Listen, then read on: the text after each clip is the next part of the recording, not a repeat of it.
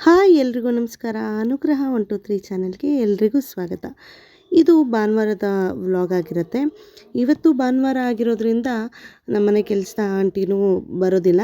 So ಹಾಗಾಗಿ ನಾನು ಮತ್ತು ಮಕ್ಕಳು ಎಲ್ಲರೂ ಸೇರಿಕೊಂಡು ಹಂಚ್ಕೊಂಡು ಈ ಭಾನುವಾರ ಆದರೆ ಈ ರೀತಿಯಾಗಿ ಹಂಚ್ಕೊಂಡು ಕೆಲಸ ಮಾಡ್ಕೋತೀವಿ. ಇವತ್ತು ಚರ್ಚ್ ಕೂಡ ಹೋಗೋಕ್ಕಾಗಿರಲಿಲ್ಲ, ಸ್ವಲ್ಪ ಹುಷಾರಿರಲಿಲ್ಲ. ಸೊ ಹಾಗಾಗಿ ಚರ್ಚ್ ಕೂಡ ಹೋಗಲಿಲ್ಲ. ಅಷ್ಟರಲ್ಲಿ ಮಕ್ಕಳು ಮನೆಯೆಲ್ಲ ಕ್ಲೀನ್ ಮಾಡೋಣ ಮಮ್ಮಿ ಅಂತ ಹೇಳಿದ್ರು. ಸೊ ನೀವು ಎಲ್ಲರೂ ಒಂದೊಂದು ಕೆಲಸ ಹಂಚ್ಕೊಂಡು ಮಾಡೋಣ ಅಂತ ಹೇಳಿ ಸ್ಟಾರ್ಟ್ ಮಾಡಿದ್ವಿ. ಇಲ್ಲಿ ನೋಡ್ತಿರ್ಬೋದು ನನ್ನ ಮಗ ಮಿರರೆಲ್ಲ ಒರೆಸ್ಕೊಂಡು ಬರ್ತೀನಿ ಅಂತ ಹೇಳಿ ಅವನಿಗೆ ಒಂದು ಬಟ್ಟೆ ಮತ್ತು ಸೋಪ್ ಆಯಿಲ್ನ ಕೊಟ್ಟಿದ್ದೀನಿ. ಒಬ್ಬಳು ಕಸ ಗುಡಿಸೋದು, ಒಬ್ಬಳು ನೆಲ ಒರೆಸೋದು, ಒಬ್ಬಳು ಏನು ಕಬೋರ್ಡ್ ಕ್ಲೀನ್ ಮಾಡೋದು, ಮತ್ತು ಏನು ಡ್ರೆಸ್ಸಿಂಗ್ ಟೇಬಲ್ ಇದೆಯಲ್ಲ ಅದನ್ನೆಲ್ಲ ಕ್ಲೀನ್ ಮಾಡಿ ಎತ್ತಿಟ್ಕೊಳ್ತಾ ಇದ್ವಿ. ಸೊ ಹೀಗೆ ಎಲ್ಲರೂ ಹಂಚ್ಕೊಂಡು ಮಾಡಿದ್ರೆ, ಮಕ್ಕಳು ಕೂಡ ಈ ರೀತಿಯಾಗಿ ಸಪೋರ್ಟ್ ಮಾಡಿದ್ರೆ ಎಷ್ಟು ಚೆನ್ನಾಗಿರುತ್ತೆ ಅಲ್ವಾ. ಸೊ ಅದೇ ರೀತಿಯಾಗಿ ನನ್ನ ಮಕ್ಕಳಂತೂ ನನಗೆ ಭಾನುವಾರ ಯಾವಾಗ ಹಾಲಿಡೇಸ್ ಇರುತ್ತೋ ಸೊ ಆ ಟೈಮಲ್ಲಿ ಮಕ್ಕಳು ಕೂಡ ಈ ರೀತಿಯಾದಂಥ ಕೆಲಸಗಳನ್ನ ಮಾಡ್ತಾರೆ. ನಮ್ಮ ಮನೇಲಿ ಎಲ್ಲ ಅನುಕೂಲ ಇದೆ ಅಂದ ಮಾತ್ರಕ್ಕೆ ಮಕ್ಕಳ ಕೈಯಲ್ಲಿ ಏನೂ ಮಾಡಿಸೋದಿಲ್ಲ ಅನ್ನೋದು ತಪ್ಪು ಕಲ್ಪನೆ. ನಾನು ಕೂಡ ಮಕ್ಕಳ ಕೈಯಲ್ಲಿ ಕೆಲಸ ಮಾಡಿಸ್ತೀನಿ. ಕೆಲವೊಬ್ಬರು ಹೇಳ್ತಾರೆ ಏನೂ ಮಾಡೋದಿಲ್ಲ ಹಾಗೆ ಹಿಂಗೆ ಅಂತ ಹೇಳ್ತಾರೆ.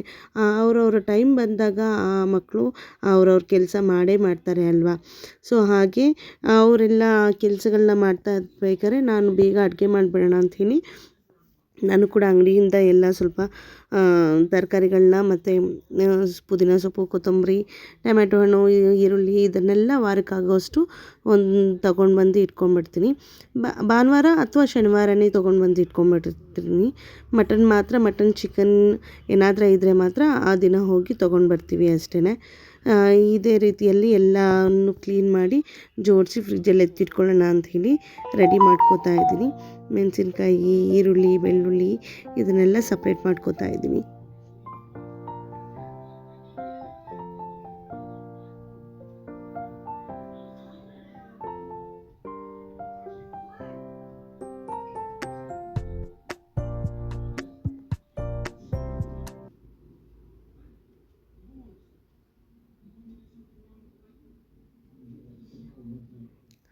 ಆದರೆ ಇಲ್ಲಿ ಸ್ವಲ್ಪನೇ ತೊಗೊಂಡು ಬಂದಿದ್ದೀನಿ. ಮನೇಲೂ ಕೂಡ ಸ್ವಲ್ಪ ಇತ್ತು ತರಕಾರಿ, ಹಾಗಾಗಿ ಸ್ವಲ್ಪನೇ ಎಲ್ಲ ತೊಗೊಂಡು ಬಂದಿದ್ದೀನಿ.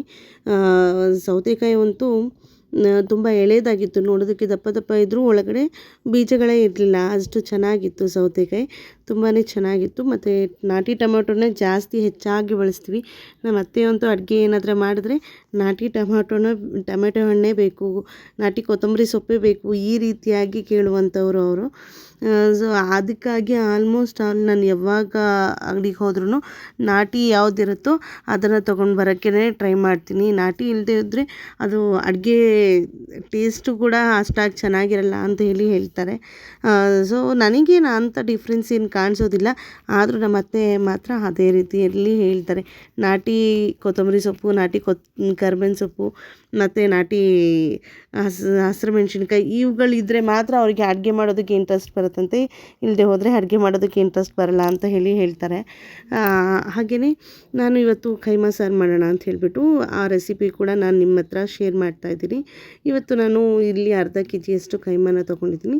ಇದು ಕೈಮಾನ ಏನು ಮಾಡ್ತೀವಿ ಅಂದರೆ ಮುಂಚಿತವಾಗಲೇ ಸ್ವಲ್ಪ ನೀರು ಹಾಕಿ ಮೇಲೆ ಅಷ್ಟೇ, ತುಂಬ ನೀರು ಹಾಕಿ ಎಲ್ಲ ತೊಳೆಯೋಕ್ಕೆ ಹೋಗಲ್ಲ. ಸ್ವಲ್ಪ ನೀರು ಹಾಕಿ ಹಿಂಗೆ ಸ್ವಲ್ಪ ಚಿಮ್ಕಿಸ್ಬಿಟ್ಟು ಅದನ್ನು ಎತ್ತಿಟ್ಕೊಂಡಿರ್ತೀವಿ ಅಷ್ಟೇ. ಆಮೇಲೆ ಅದಾದಮೇಲೆ ಕಡಲೆನ ಫಸ್ಟಿಗೆ ಮಿಕ್ಸಿ ಹಾಕಿ ಗ್ರೈಂಡ್ ಮಾಡ್ಕೊಂಡ್ಬಿಡ್ತೀವಿ. ಗ್ರೈಂಡ್ ಮಾಡಿಕೊಂಡು ಎತ್ತಿಟ್ಕೊಂಡ್ಬಿಡ್ಬೇಕಾಗತ್ತೆ ಪೌಡರು. ಅಷ್ಟರಲ್ಲಿ ಈರುಳ್ಳಿ, ಶುಂಠಿ, ಬೆಳ್ಳುಳ್ಳಿ ಪೇಸ್ಟ್ ಇತ್ತು, ಕೊತ್ತಂಬರಿ ಸೊಪ್ಪು, ಚಕ್ಕೆ, ಲವಂಗ ಇದನ್ನು ಕೂಡ ರೆಡಿ ಮಾಡ್ಕೊಂಡಿದ್ದೀನಿ. ಇನ್ನು ಕೈಮಾಗೆ ಉಂಡೆ ರೆಡಿ ಮಾಡೋದಕ್ಕೆ ಒಂದು ಈರುಳ್ಳಿ ಮತ್ತು ಒಂದು 100ರಿಂದ 150 ಗ್ರಾಮಷ್ಟು ಕಡಲೆನ ಗ್ರೈಂಡ್ ಮಾಡಿ ಇಟ್ಕೊಂಡಿದ್ದೀನಿ. ಮತ್ತು ಕೊತ್ತಂಬರಿ ಸೊಪ್ಪನ್ನು ಕೂಡ ಕಟ್ ಮಾಡಿ ಇಟ್ಕೊಂಡಿದ್ದೀನಿ. ಇದನ್ನೆಲ್ಲ ಹಾಕಿ ಕೈಮಾಗೆ ರೆಡಿ ಮಾಡ್ಕೋತೀನಿ.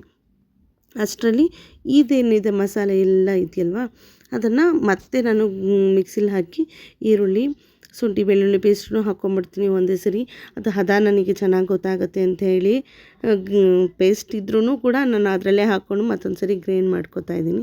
2 ಈರುಳ್ಳಿ ಅಷ್ಟು ತೊಗೊಂಡಿದ್ದೀನಿ. ಇನ್ನೊಂದು ಸ್ವಲ್ಪ ಈರುಳ್ಳಿ ಉಳಿಸ್ಕೊಂಡಿದ್ದೀನಿ, ಅದನ್ನು ಒಗ್ಗರಣೆಗೆ ಹಾಕ್ಕೊಳ್ತೀನಿ. ಇದನ್ನು ಗ್ರೈಂಡ್ ಮಾಡಿಕೊಂಡು ಬರೋಣ.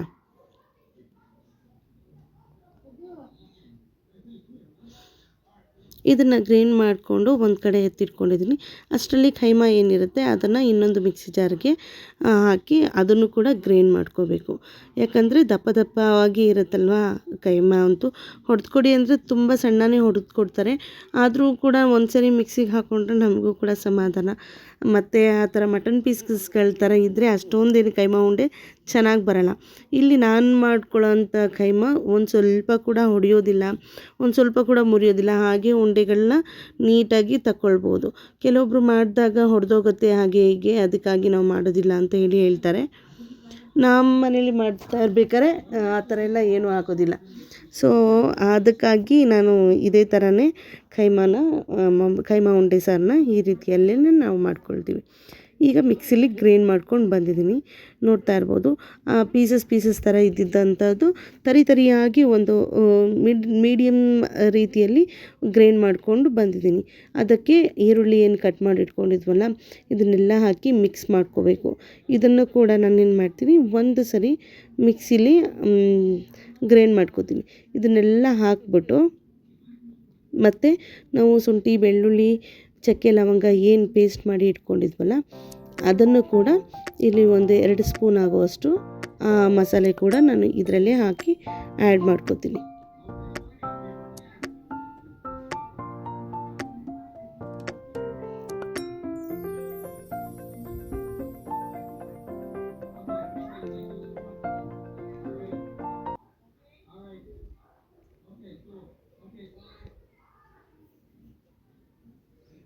ಇದಕ್ಕೇ ಏನು ಅಚ್ಕಾರದ ಪುಡಿ ಏನಿದೆಯಾ ಅದನ್ನು ಕೂಡ ಹಾಕ್ಕೊಂಡ್ಬಿಡ್ತೀನಿ. ಒಂದು ಟೀ ಸ್ಪೂನಷ್ಟು ಅಚ್ಕಾರದ ಪುಡಿ ಕೂಡ ಹಾಕ್ಕೊಂಡಿದ್ದೀನಿ. ಅದಾದ ನಂತರ ಸ್ವಲ್ಪ ಧನಿಯಾ ಪುಡಿನೂ ಹಾಕ್ಕೊಳ್ತೀನಿ. ಮತ್ತು ಅರಿಶಿನ ಪುಡಿ ಕೂಡ ಅದರಲ್ಲೇ ಹಾಕಿ ಒಂದು ಸುತ್ತು ಮಿಕ್ಸಿಲಿ ಅಂದರೆ ಮಿಕ್ಸಿಲಿ ಗ್ರೈಂಡ್ ಮಾಡ್ಕೊತೀನಿ.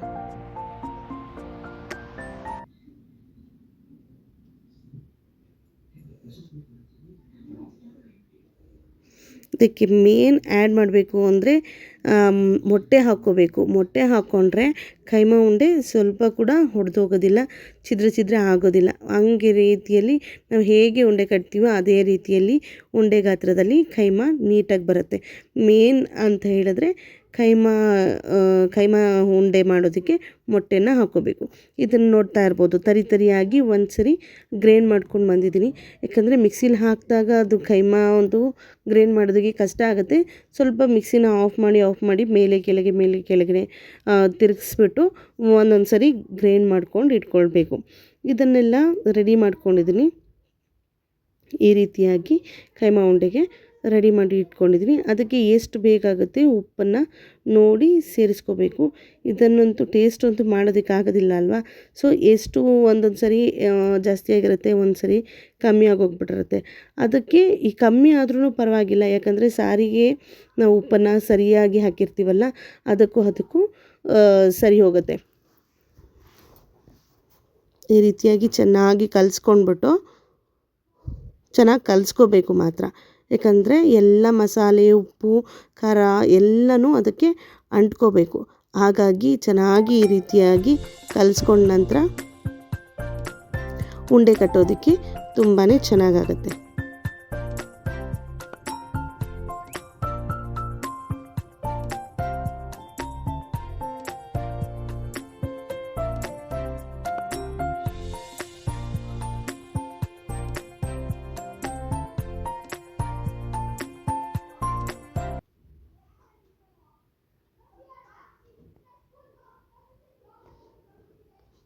ನೋಡಿದ್ರಲ್ಲ, ಈ ರೀತಿಯಾಗಿ ಒಂದು ಮೀಡಿಯಮ್ ಗಾತ್ರದಲ್ಲಿ ಉಂಡೆಗಳನ್ನ ಕಟ್ಟಿ ಎತ್ತಿಟ್ಕೊತಾ ಇದ್ದೀನಿ.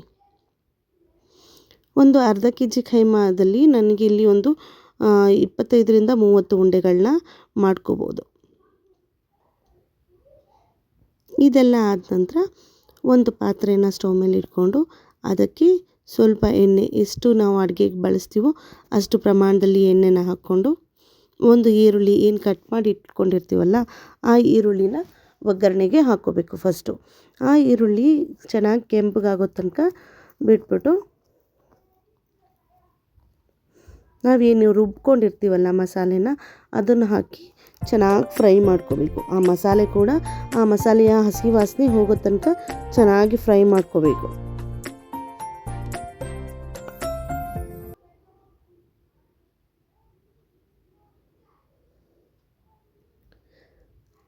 ಚೆನ್ನಾಗಿ ಮಸಾಲೆ ಫ್ರೈ ಆಗೋ ಹೊತ್ತಿಗೆ ನಾನಿಲ್ಲಿ ಅರಶಿನ ಪುಡಿನ ಸೇರಿಸ್ಕೊತಾ ಇದ್ದೀನಿ.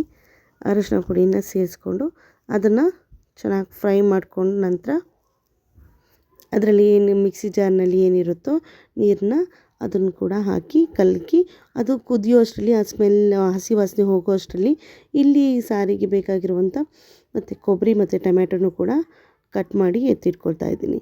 ಅದಂದರೆ ಒಂದು ಸ್ವಲ್ಪನೇ ಹಾಕಿದ್ದೀನಿ, ಇಲ್ಲಿ ನೋಡ್ತಾ ಇರ್ಬೋದು. ಒಂದು ಸ್ವಲ್ಪ ಕಾಯಿ ಮತ್ತು 7ರಿಂದ 8 ಟೊಮ್ಯಾಟೊ ಹಣ್ಣನ್ನು ಗ್ರೈಂಡ್ ಮಾಡಿ ಇಟ್ಕೊಳ್ತೀನಿ. ಈಗ ಏನು ಚೆನ್ನಾಗಿ ಅದನ್ನು ಮಸಾಲೆ ಕುದೀತಾ ಇರೋ ಟೈಮಲ್ಲಿ ನಾನು ಇಲ್ಲಿ ಖಾರದ ಪುಡಿ ಮತ್ತು ಧನಿಯಾ ಪುಡಿನ ಸೇರಿಸ್ಕೊತಾ ಇದ್ದೀನಿ. ನಾವು ಅಡುಗೆಗೆ ಎಷ್ಟು ನಾರ್ಮಲಾಗಿ ಬಳಸ್ಕೊಳ್ತೀವೋ ಅಷ್ಟನ್ನು ನಾವು ಇದರಲ್ಲಿ ಧನಿಯಾ ಪುಡಿ ಆಗಿರ್ಬೋದು, ಚಿಲ್ಲಿ ಪುಡಿ ಆಗಿರ್ಬೋದು ಸೇರಿಸ್ಕೋಬೋದು. ನಿಮಗೆ ಎಷ್ಟು ಖಾರಕ್ಕೆ ಬೇಕಾಗಿರುತ್ತೋ ಅದರ ಪ್ರಮಾಣದ ಮೇಲೆ ನೀವು ಸೇರಿಸ್ಕೊಳ್ಳಿ.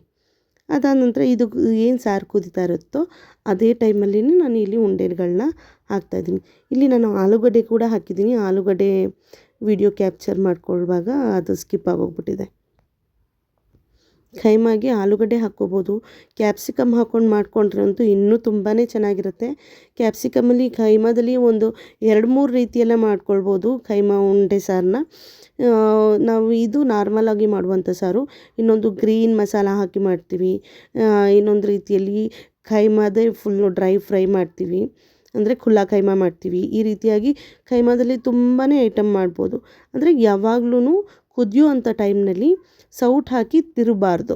ಈ ರೀತಿಯಾಗಿ ಪಾತ್ರೆನ ಇಟ್ಕೊಂಡು ಈ ರೀತಿಯಾಗಿಯೇ ಅಲ್ಲಾಡಿಸ್ಬಿಟ್ಟು ಅದನ್ನು ಮಿಕ್ಸ್ ಮಾಡ್ಕೊಳ್ಬೇಕು. ಇದೇನು ಸಾರು ಚೆನ್ನಾಗಿ ಕುದೀತಾ ಇದೆ ಅಂತ ಅನ್ನೋ ಅಷ್ಟರಲ್ಲಿ ಈ ಏನು ರುಬ್ಕೊಂಡಿರ್ತೀವಲ್ಲ ತೆಂಗಿನಕಾಯಿ ಅದನ್ನು ಹಾಕ್ಕೊಂಡಿದ್ದೀನಿ.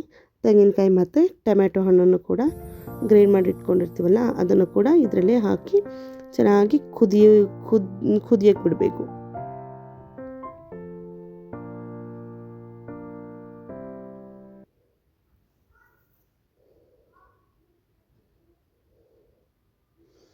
ಅಬ್ಬಬ್ಬ ಅಂದ್ರೂ ಒಂದು 10 ನಿಮಿಷ ಇದು ಕುದ್ರೆ ತುಂಬಾ ಚೆನ್ನಾಗಿರುತ್ತೆ. ನಾನಿಲ್ಲಿ ಉಪ್ಪನ್ನು ಕೂಡ ರುಚಿಗೆ ಎಷ್ಟು ಬೇಕು ಅಷ್ಟು ಉಪ್ಪನ್ನು ನೋಡ್ಕೊಂಡು ನಾನಿಲ್ಲಿ ಇದರಲ್ಲಿ ಹಾಕ್ಕೊಂಡಿದ್ದೀನಿ. ನೋಡ್ತಾ ಇರ್ಬೋದು ಕೈಮಾ ಉಂಡೆಗಳು ಸ್ವಲ್ಪ ಕೂಡ ಹೊಡೆದೋಗಿಲ್ಲ, ನೀಟಾಗಿ ಬಂದಿರುತ್ತೆ. ಯಾಕಂದರೆ ಮಸಾಲೆ ಜೊತೆನೇ ಕುದಿಸ್ಕೊಂಡಿರ್ತೀವಲ್ಲ, ಹಾಗಾಗಿ ಆಲ್ರೆಡಿ ಅದರ ಗಟ್ಟಿಯಾಗೋಗ್ಬಿಟ್ಟಿರುತ್ತೆ. ಕೈಮಾ ಉಂಡೆಗಳನ್ನ ನೀಟಾಗಿರುತ್ತೆ. ಅಂದರೆ ಉಂಡೆ ಅದೇ ರೀತಿ ಇರುತ್ತೆ, ಯಾವುದೇ ರೀತಿ ಹೊಡೆದೋಗೋದಿಲ್ಲ. ಮತ್ತು ಕೈಮಾನ ತೊಗೊಂಡು ಬರಬೇಕಾದ್ರೆ ಚರ್ಬಿ ಏನಿರುತ್ತೋ ಅದನ್ನು ನೋಡ್ಕೊಂಡು ತೊಗೊಂಬರಬೇಕು. ಚರ್ಬಿ ಆದಷ್ಟು ಕಮ್ಮಿ ಇರಬೇಕು ಕೈಮಾ ತೊಗೊಂಡು ಬರಬೇಕಾದ್ರೆ. ಅದೊಂದು ನೆನಪಲ್ಲಿ ಇಟ್ಕೊಳ್ಳಿ. ಇಲ್ಲಿ ನಾನು ಗೀ ರೈಸ್ ಮಾಡ್ಕೊಂಡಿದ್ದೆ. ಗೀ ರೈಸ್ ಜೊತೆಗೆ ಕೈಮಾ ಸಾರು ತುಂಬಾ ಚೆನ್ನಾಗಿರುತ್ತೆ. ಈ ವಿಡಿಯೋ ನಿಮಗೆ ಇಷ್ಟ ಆಗಿದರೆ ದಯವಿಟ್ಟು ಒಂದು ಲೈಕ್, ಶೇರ್, ಕಾಮೆಂಟ್ ಹಾಗೂ ಸಬ್ಸ್ಕ್ರೈಬ್ ಮಾಡಿ ನನಗೆ ಸಪೋರ್ಟ್ ಮಾಡಿ ಅಂತ ಕೇಳ್ಕೊಳ್ತೀನಿ. ಬಾಯ್.